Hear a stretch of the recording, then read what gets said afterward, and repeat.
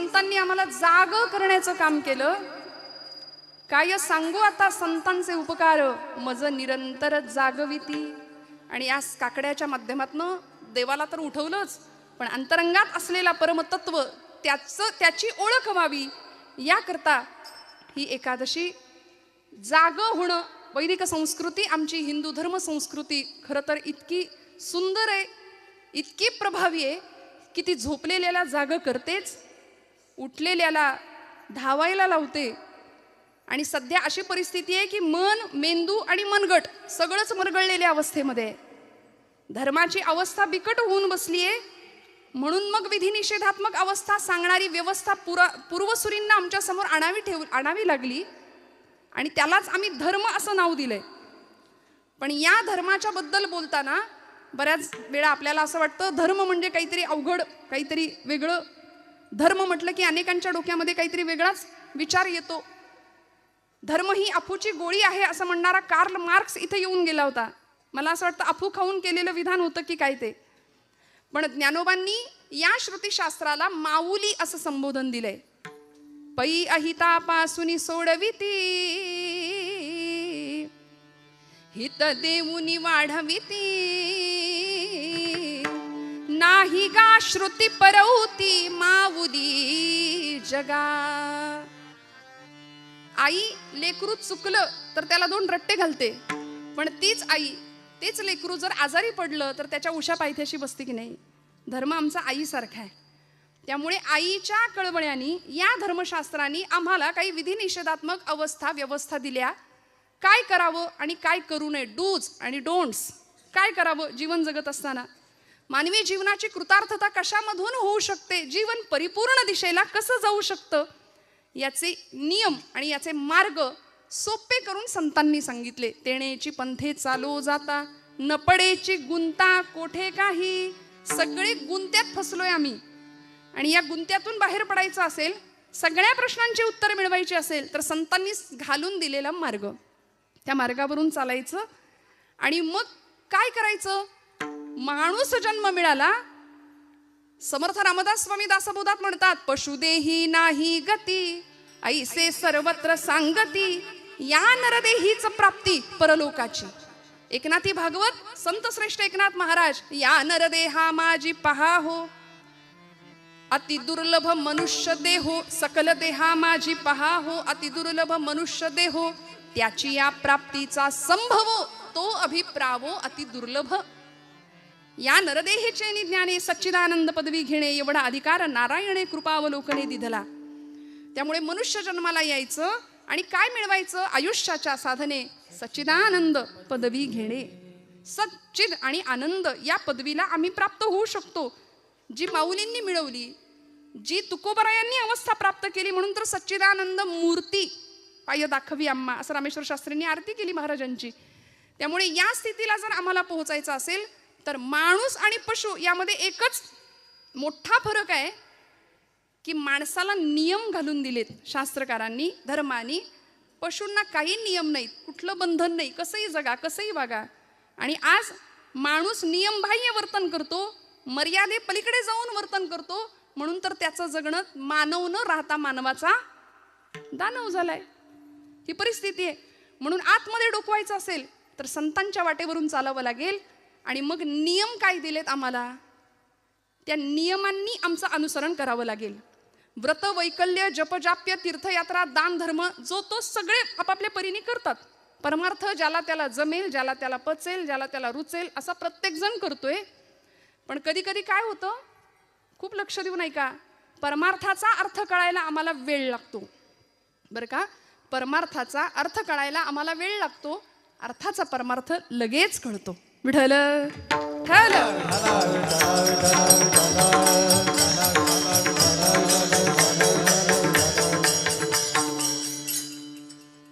ऐकी नाही, अर्थाचा परमार्थ बरोबर कळतो म्हटलं. अर्थ आता लक्षात आलं ना. हा, परमार्थाचा अर्थ कळत नाही म्हणून गोंदवलेकर महाराज आमचे फार सुंदर सांगतात की प्रपंच आम्ही आवडीने करतो आणि परमार्थ सवडीने करतो. वास्तविक झालं पाहिजे उलट. प्रपंच सवडीचा आणि परमार्थ आमच्या आवडीचा असला पाहिजे.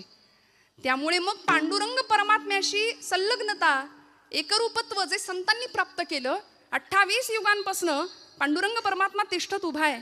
आणि आजच्या दिवशीचं महात्म्यच असं आहे की या एकादशीला आणि आषाढीला भगवंत सांगतात, आषाढी कार्तिकी विसरू नका मज, आषाढी कार्तिकी विसरू नका मज, आषाढी कार्तिकी विसरू नका मज, आषाढी कार्तिकी विसरू नका मज, सांगत असे गुजा पांडुरंग, सांगत असे गुजा पांडुरंग, आषाढी कार्तिकी विसरू नका मज, आषाढी कार्तिकी विसरू नका मज,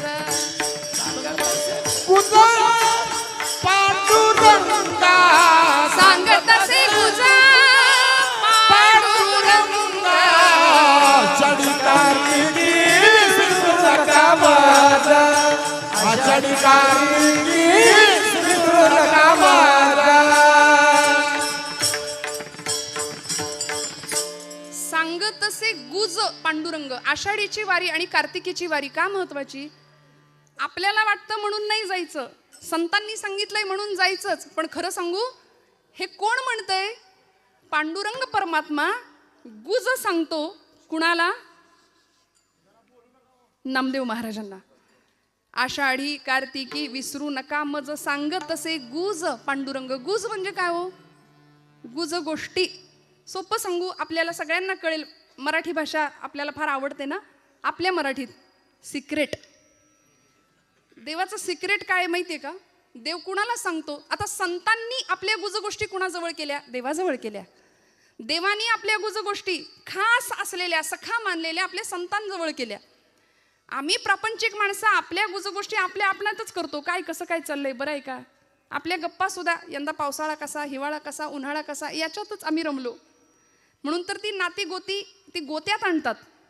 ती नाती आम्ही गमतीने म्हणतो, नात्यातली माणसं ना त्यातली असतात. मग बोलायचं कुणाशी हो? गंमत सांगू, लोकांतात असताना देवाचं बोलायचं, बरं का? लोकांतात असताना देवाचं बोलायचं आणि एकांतात असताना देवाशी बोलायचं. आहे की नाही? बाकी सगळ्या गोष्टी बाजूला ठेवूया. भगवंत स्वतः नामदेव महाराजांना सांगतात, आषाढी कार्तिकी विसरू नका मज नामया. भगवंत त्यांची व्यथा व्यक्त करतात. थोर प्रेमाचा भुकेला हाचे दुष्काळ तयाला. म्हणले माझ्याकडे येणारे सगळे व्यापारी आहेत मेले. काहीतरी पाहिजे, हा देवा आमचं हे कर ते कर, आम्हाला हे दे ते दे, मग तुझं फलान करीन, अमुक करीन, तमुक करीन. सगळे व्यापारी. पण प्रेम भावनेनी माझ्याकडे येणारी माणसं खूप कमी आहे. तीही त्रिभुवनी नाही मज कोणी. हे भगवंत स्वतः सांगतात. सांगे चक्रपाणी नामयासी. भगवंत स्वतः नामदेव महाराजांना सांगतात. म्हणून तर सखा होता भगवंतांचा नामदेव महाराज. म्हणजे प्रेम भांडारी होते. प्रेमाच्या गोष्टी भगवंत नामदेवांशीच करायचे. नामयाचे प्रेम केशवची जाणे, केशवासी राहणे नामया पाशी. असं दोघांचं सुंदर नातं होतं. म्हणून भगवंत सांगतात, कुणालाही नाही, नामदेव महाराजांना सांगतात की मला विसरू नका. एकादशी का करायची? उपवास आपण शब्द वापरतो, आपण म्हणतो उपास. खरं तर भगवंताच्या उप म्हणजे जवळ राहायला मिळणं आणि वास म्हणजे वस्ती करायला मिळणं म्हणजे उपवास. आम्ही उपवासाला, आपल्याकडे म्हणच आहे एकादशी आणि दुप्पट खाशी, नाही का? म्हणून तर उपवासाला आमच्या पुण्यामध्ये उपवासाचे 108 पदार्थ मिळतात. ते पुस्तक मिळतं रेसिपीचं.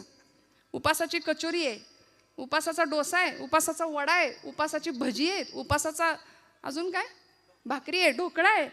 बघा कसे उत्तर. म्हणजे हे सगळं झालंय आज, आहे की नाही? भरपूर ताट आमचं भरलेलं. कधी न भरलेलं असतं एवढं आजच्या दिवशी असतं. पुण्याजवळ कोडीत नावाचं गाव आहे. त्या गावचे महाराष्ट्राचे प्रसिद्ध साहित्यिक आचार्य अत्रे, प्रल्हाद केशव अत्रे, त्यांनी खूप सुंदर विडंबन केलं. ते म्हणाले, गुरुजी खूप सुंदर गातात बरं का. उपास मज लागला सखे ग बाई, उपास मज लागला. आहे ना सगळ्यांचा उपास? उपवास आहे ना? फराळ शब्दच असा आहे की म्हणताना तोंड गरगरीत होते आमचं. हंगामानुसार फळ फळावळ असतेच. बरं, उपास म्हटलं की ते सगळं आम्हाला लागतं त्या दिवशी. म्हणजे भगर असू दे, साबुदाण्याची खिचडी असू दे, शेंगदाण्याची आमटी. हा प्रकार असा आहे की कितीही होता भगरीत तो खपतो. आणि इतकं सगळं म्हणजे किती वाट्या संपल्या त्याचं काही भान राहत नाही. सगळं कॉन्क्रीट जॅम होतं एकदम आजच्या दिवशी, होतं की नाही. आणि एवढं करून चेहरा असा असतो, उपास आहे, काही गिळलंच नाही जणू.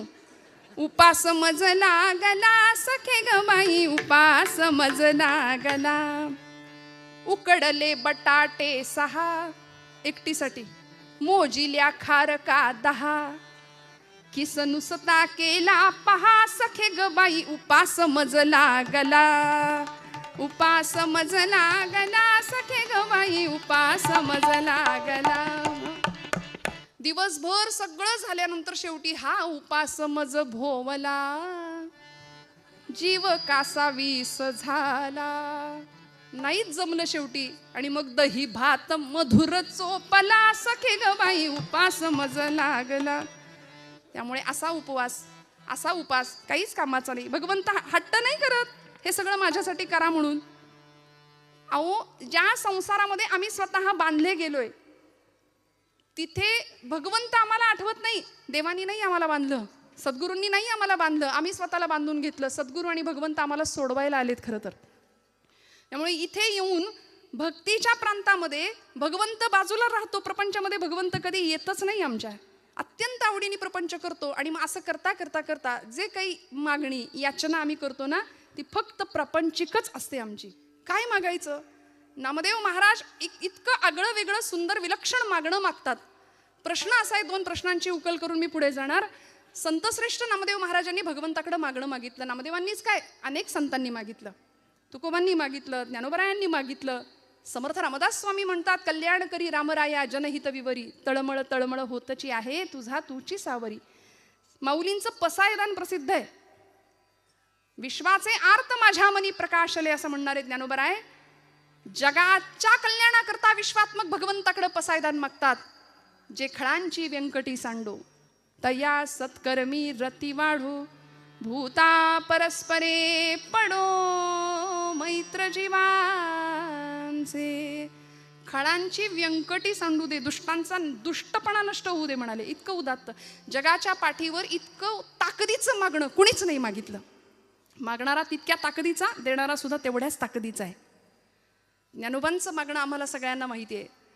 ज्यांचा अभंग आपण निरूपणाला घेतलाय त्या नामदेव रायांचं पसायदान प्रसिद्ध आहे. आकल्पायुष्य भावे तया कुळा, माझिया सकळा हरिचिया दासा. हे नामदेवांचं मागणं प्रसिद्ध आहे. प्रश्न असा आहे, संत का मागतात? जर संत आहेत तर ते मागतात का? मागायची गरज का पडते? कारण भगवद्गीतेच्या 12व्या अध्यायामध्ये भगवंताला मला प्रिय भक्त कोण आहे याचं उत्तर भगवंत सांगतात ना.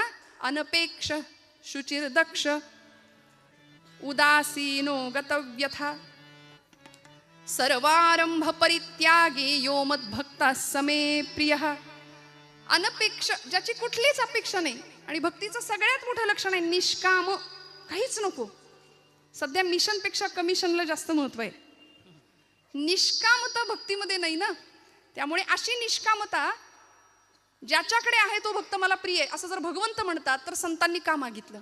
त्याचं कारण मला असं पहिलं वाटतं की देवच मागे लागला माग माग म्हणून. अहो, देवच मागे लागले, काहीतरी मागा काहीतरी मागा. भानुदासांच्या मागे भगवंत लागले होते, महाराज काहीतरी मागा. पण भक्तीतलं सामर्थ्य भानुदास महाराजांचं असं होतं, ज्याला आपण ॲटिट्यूड म्हणूया नाही का, असं सुंदर कॉन्फिडन्स होता. म्हणाले, देवा मला काहीच नको, तुलाच काही हवं असलं तर तू माझ्याकडे घे मागून. तुला काही हवं असेल तर मागून घे. आणि भगवंत तिथे याचकाच्या भूमिकेमध्ये राहतात आणि आपल्या भक्ताला म्हणतात की मला तुमच्या कुळात अवतार घ्यायला, जन्म घ्यायला परवानगी द्या.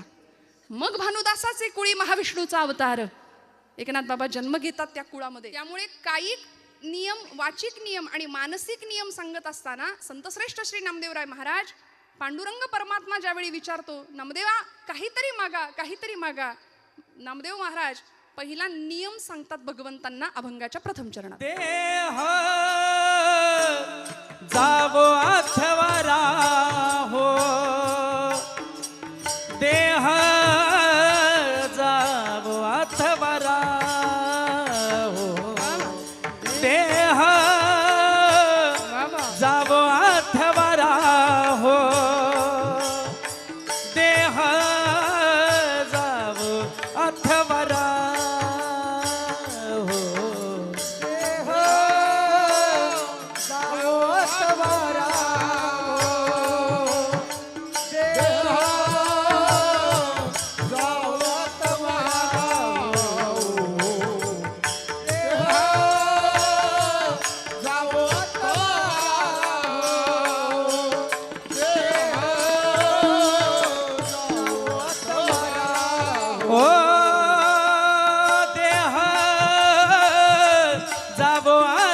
अथवारा हो देह जावो अथवारा हो देह जावो अथवारा हो देह जावो अथवारा हो देह जावो अथवारा हो देह जावो अथवारा हो देह जावो अथवारा हो देह जावो अथवारा हो पांडुरंगी दृढ भाव पांडुरंगी दृढ भाव चरण सोडी सर्वथा चरण सोडी सर्वथा चरण सोडी सर्वथा चरण सोडी सर्वथा पांडुरंगे दृढ भाव पांडुरंगे दृढ भाव चरण सोडी सर्वदा चरण सोडी सर्वदा चरण सोडी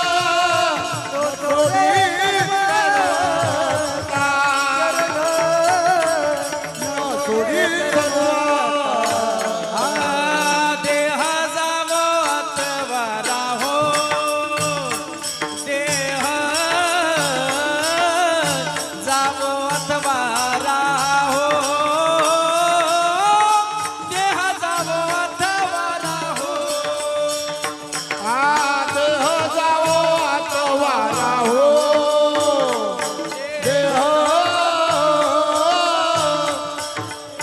अथवारा हो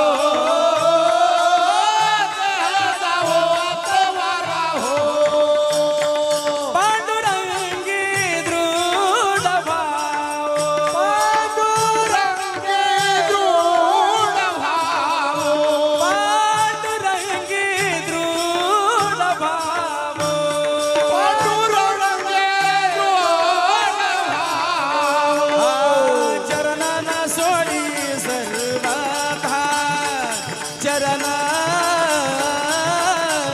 न सोडी सर्वथा चरण न सोडी सर्वथा चरण सोडी सर्वा चरण न सोडी सर्वथा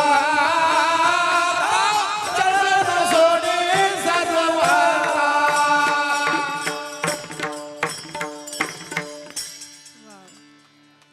वाचवा वाचवा काटकसर नका करू बरं का आवडल्यानंतर दाद मनापासून आली पाहिजे आणि ती छान दिलखुलासपणे दिली गेली पाहिजे. टाळ्या वाजवा ना जोरदार. देह जावो अथवा राहो पांडुरंगी दृढ भावो चरण सोडी सर्वथा आण तुझी पंढरीनाथा. संतश्रेष्ठ नामदेवराय महाराज म्हणतात की देवा कायिक नियम सांगितला. माझा नियम आहे भगवंता, देह जावो अथवा राहो.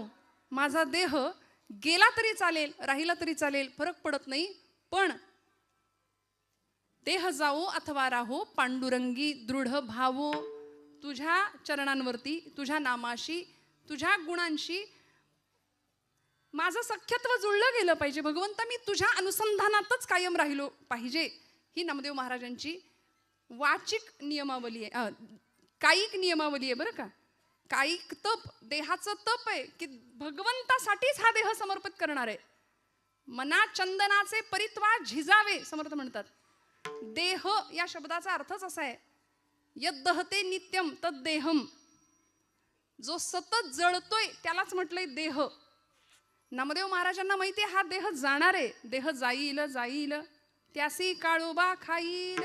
देह हे काळाचे धन कुबेराचे, तेथे मनुष्याचे काही आहे. संपणार आहे.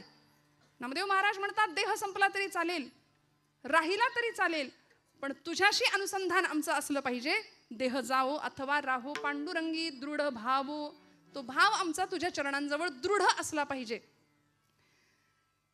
आणि असा देह यद दहते नित्यम तद देहम. तुम्ही म्हणाल कुठं काय जळतंय? देह जळतो म्हटलं ना मी आता. तुम्ही म्हणाल कुठे काय जळतंय? आता अजून थंडी म्हणावी अशी नाही सुरू झाली, पण आता हिवाळ्याचे दिवस सुरू होतील आणि काय जळतंय सांगताय? खरं आहे ना, जळतं बरं का. रोज आपण भोजनाला बसल्यानंतर भूक लागते, आतमध्ये अग्नी आहे प्रत्येकाच्या. तो अग्नी पेटलेला आहे, प्रज्वलित आहे, म्हणून आम्ही इथं बसलोय, चालतोय, उठतोय, फिरतोय. तो अग्नी एकदा विझला की लोक म्हणतात उचला, आहे की नाही? आज समाजामध्ये अशी मंडळी आहेत की देव आहे की नाही याच्यातच अडकलेली आहेत. अजून देव आहे की नाही याच चर्चा फिरतायत. पण देव आहे की नाही याच्यावर विचार करणाऱ्यांना बाबा महाराज सातारकर फार सुंदर सांगायचे. ते म्हणायचे तुम्ही देवाला माना किंवा मानू नका, पण त्यांनी तुम्हाला मानलंय एवढं लक्षात ठेवा. आणि ज्या दिवशी तो आपल्याला मानणार नाही त्या दिवशी आपल्या घरासमोर सुद्धा गर्दी जमेल. विठ्ठल विठ्ठल विठ्ठल.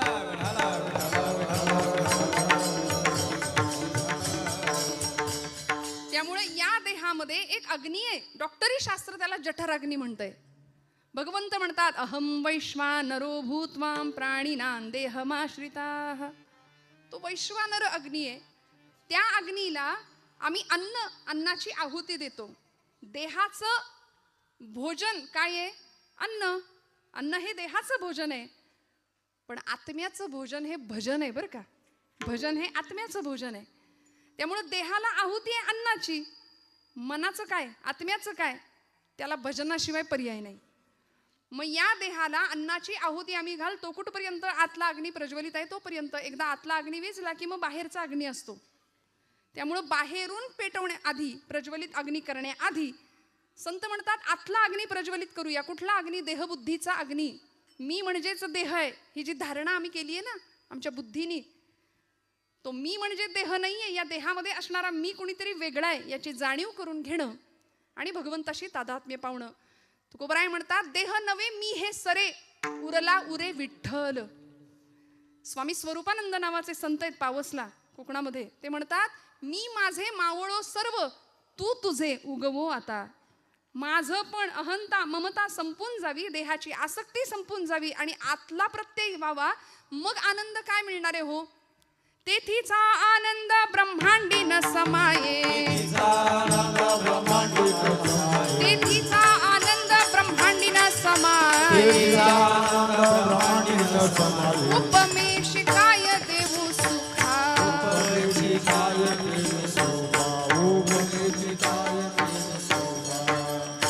अंतरीची ज्योती प्रकाशली दीप्ती, मुळीची जी होती आच्छादिली.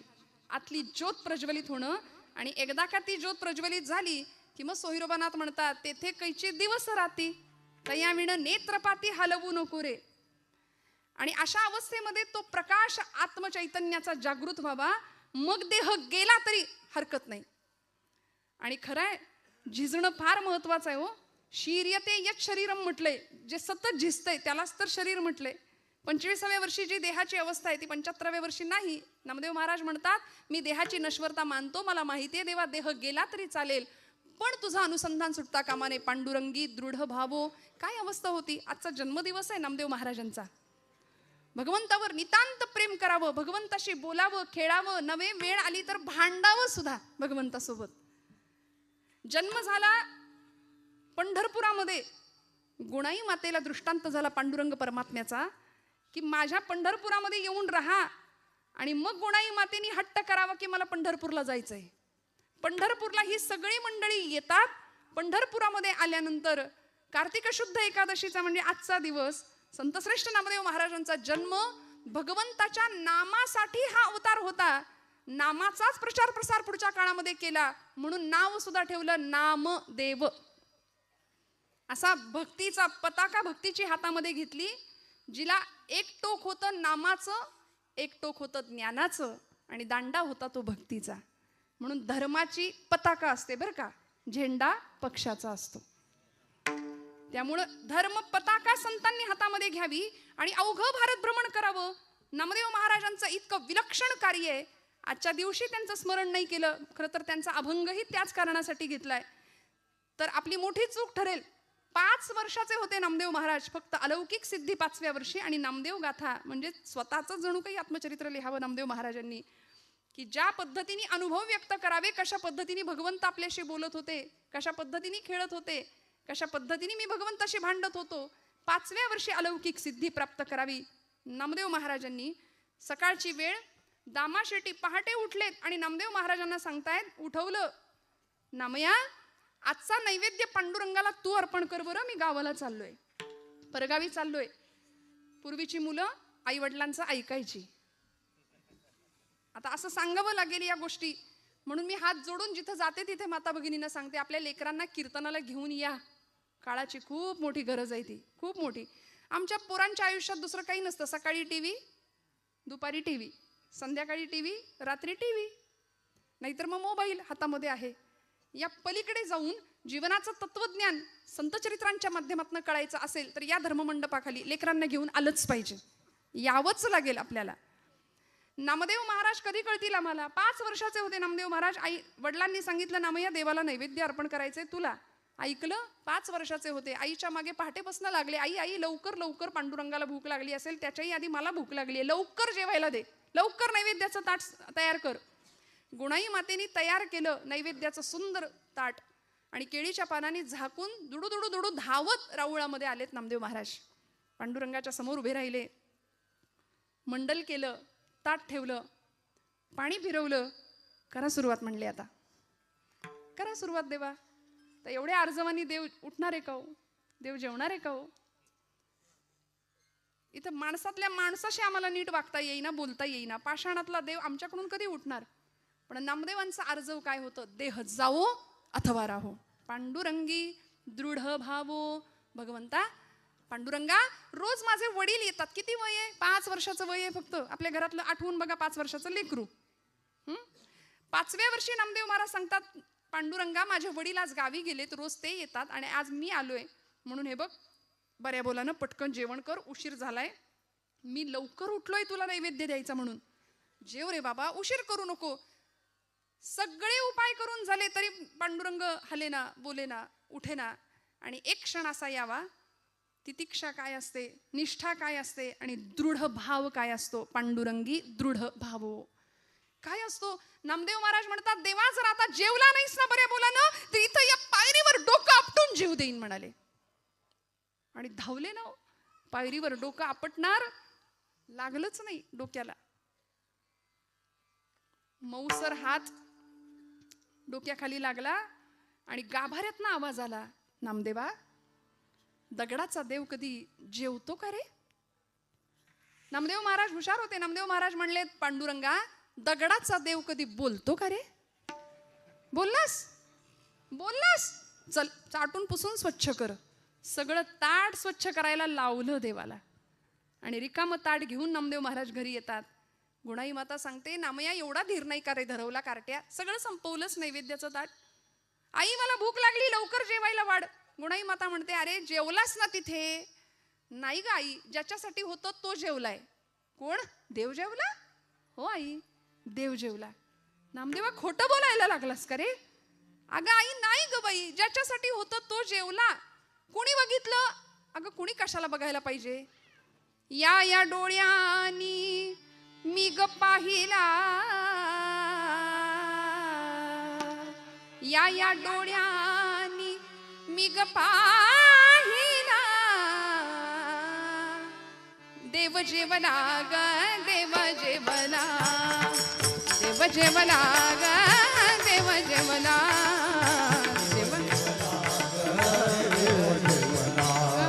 देव जेवला ग, देव जेवला. या या डोळ्यांनी, या या डोळ्यांनी मी ग पाहिला, या या डोळ्यांनी मी ग पाहिला. देव जेवला ग, देव जेवला, देव जेवला ग, देव जेवला, देव जेवला ग, देव जेवला.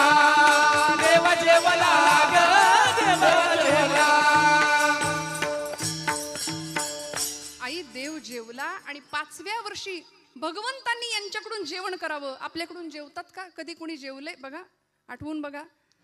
आपण देवासाठी कधी रडलोय देव जेवत नाही म्हणून? नामदेव महाराज रडले, दृढ निष्ठा होती, दृढ भाव होता. आपण मूल रडलं, जेवलं नाही तर रडू एखाद्या दिवशी. आपलं पोटचं पोर जेवलं नाही ना महिला वर्ग, आपल्याला वाईट वाटतं की नाही? खरं सांगा. पण देवच जेवला नाही म्हणून आपण रडतोय का? नाही ना, नाही रडत आपण. देव जेवला म्हणून रडत नाही. नामदेव महाराज रडले देव जेवत नाही म्हणून. संत रडले भगवंतासाठी आणि अत्यंत आर्त स्वराने प्रार्थना करावी भगवंतांची, तेव्हा भगवंताला यावं लागायचं. पाषाणातलं चैतन्य जाग करण्याचं सामर्थ्य संतांकडे होतं. देह जावो अथवा राहो पांडुरंगी दृढ भावो. श्रोते हो, पायरीवरच्या एका फुलानी भगवंतांच्या गळ्यातल्या हारातल्या एका फुलाला प्रश्न विचारला, का रे बाबा, अरे आपण एकाच माळ्याच्या मळ्यात उगवलो, एकाच झाडाला होतो, एकाच टोपलीतनं इथं आलो, पण तुझं भाग्य तू देवाच्या गळ्यात आणि मी देवाच्या पायरीवर, सगळे तुडवून जातात मला. देवाच्या गळ्यातल्या त्या हारातल्या फुलांनी उत्तर दिलं, बाबा रे तुझं खरं आहे, मी देवाच्या गळ्यात आहे आणि तू पायरीवर पडलास, पण देवाच्या गळ्यात इथं विराजमान होण्याकरता माझं काळीज आरपार करायला लागलं रे. मला सगळी सुई माझ्या काळजातनं घालून घ्यावी लागली. महाराजांचा अभंग आहे, साहून या टाकी घाये पाषाण देवची झाला पाहे. देह जावो अथवा राहो ही अवस्था असेल तर भगवंत आपलंसं करून घेतल्याशिवाय राहत नाही.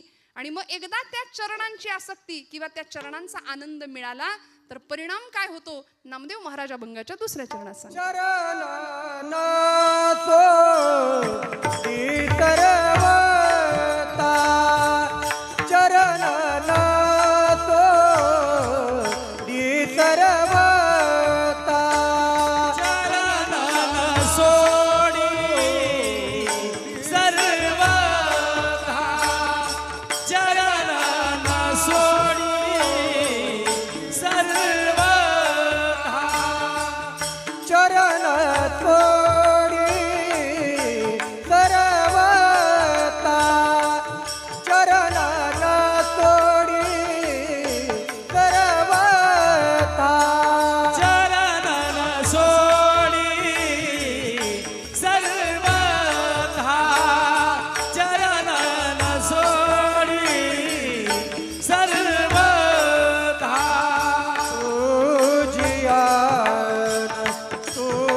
तुझियान पंढरीनाथ,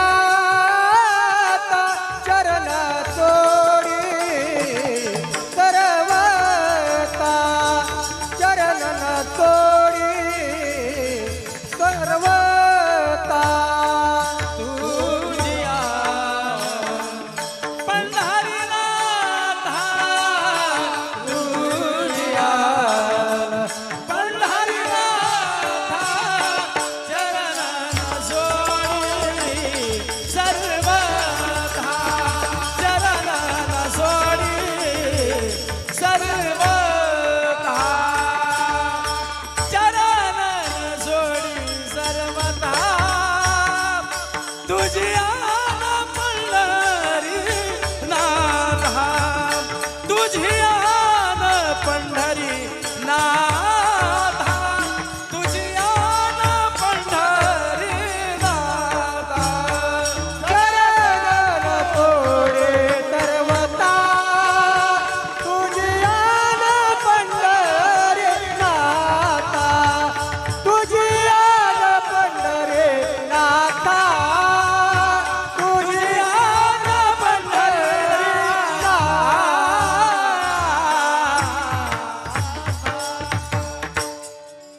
चरण न सोडी सर्वथा तुझी आण पंढरीनाथा. शपथ घेतली देवाचीच, देवा आता तुझे चरण सोडणार नाही. आता तू गवसलास, तू प्राप्त झालास, आता तुला सोडणार नाही. जनी म्हणे बा विठ्ठला आता जीवेन सोडी तुला. ही जनाबाईंची पण अवस्था होती. काय आहे असं त्या चरणा सुखामध्ये? काय सांगू तुझ्या चरणीच्या सुखा, अनुभव ठाऊका नाही तुझं देवा. तुलाच माहिती नाही तुझ्या इथे काय आनंद आहे. का उभा राहिला देव विटेवर? भक्तांच्यासाठी तिष्ठत उभा राहिला. आणि प्रेमाचा भुकेला असलेला भगवंत, त्या भगवंताची ओढ खऱ्या संतांना लागली. त्या चरण सुखासाठी सगळी मंडळी आषाढी कार्तिकीची वाऱ्या करू लागली भगवंताला बघण्याकरता. काय आहे असं त्या भगवंताच्या दर्शनामध्ये काय मिळालं? नाथबाबांनी फार सुंदर सांगितलं, कृष्ण मूर्ती होय गे, कळो आली सोय गे, प्राणाचाही प्राणू पाहता, सुख सांगो काय गे, तुळशी माळ गळा गे, कस्तुरीचा टिळा गे, तुळशी माळ गळा गे, कस्तुरीचा टिळा गे. तुळशी माळ गळा कस्तुरीचा टिळा, तुळशी माळ गळा कस्तुरीचा टिळा.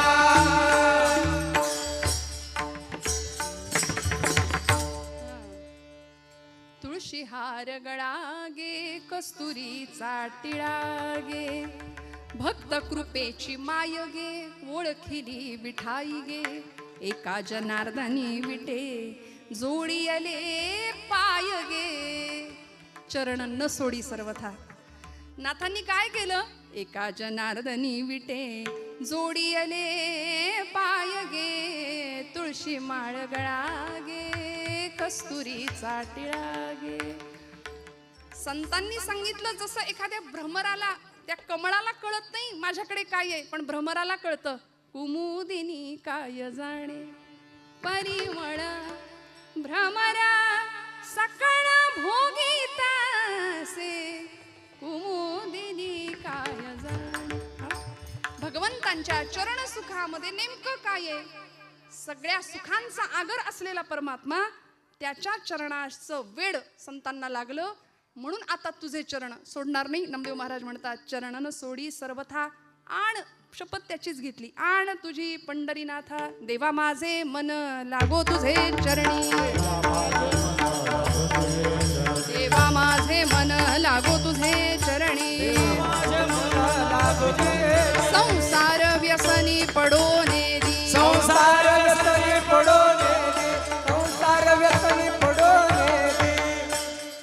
नामस्मरण घडो संत समागम, वाऊगाची भ्रम नको देवा. नाथांचं मागणं आहे.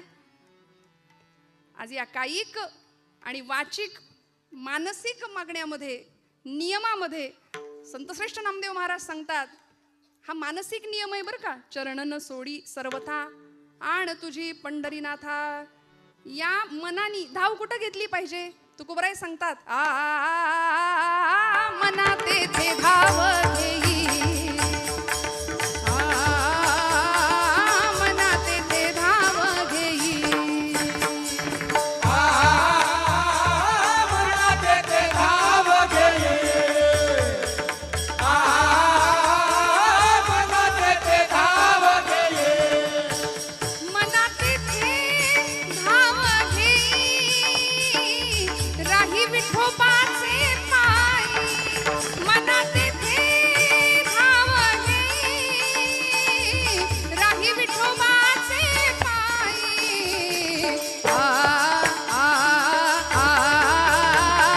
डोळे तुम्ही न्यारे सुख, डोळे तुम्ही न्यारे सुख,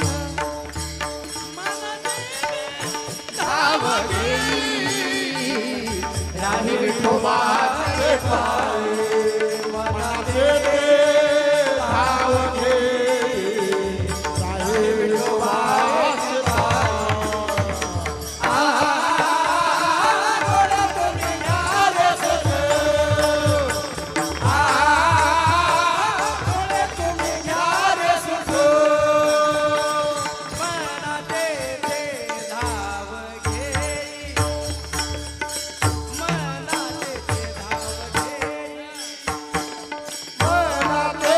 धाव घेई, मना तेथे धाव घेई,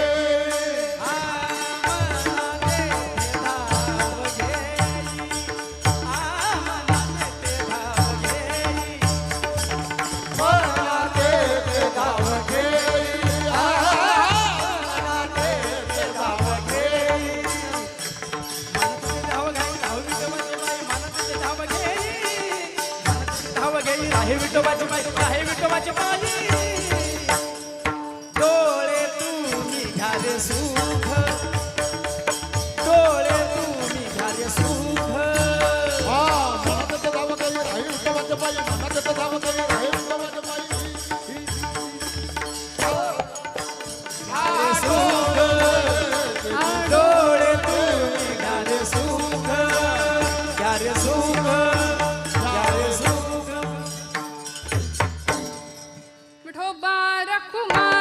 आई